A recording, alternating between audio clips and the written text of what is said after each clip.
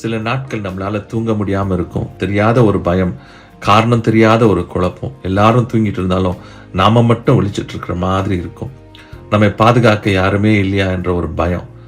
ஒரு சின்ன பையன் தன் அம்மாவிடம் கேட்டானா, நான் தூங்குறப்ப யாராவது என்னை பார்த்துக்குவாங்களா?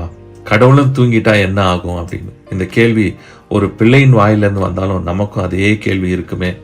வேதாகமம் சொல்லுது, இஸ்ரவேலை காக்கிறவர் தூங்குறதும் இல்லை, உறங்குறதும் இல்லைன்னு. சங்கீதம் 121:4 இதுக்க பார்க்க முடியும். என்ன ஒரு வாக்குத்தத்தம். நம்ம வாழ்க்கை முழுக்கும் தேவன் தூங்காம நம்ம பாதுகாப்பா பார்த்துக்கிட்டே இருக்காரு. நம்ம நினைக்கிறதுக்கும் மேலே அவர் ஒழிச்சுக்கிட்டே இருக்காரு. அதனால நீங்க சந்தோஷமா இன்னைக்கு தூங்குங்க. உங்க கவலையெல்லாம் கடவுள்கிட்ட சொல்லிட்டு நிம்மதியா படுத்து உறங்குங்க.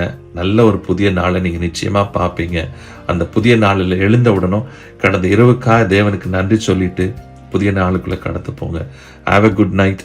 நாளைக்கு பார்ப்போம்.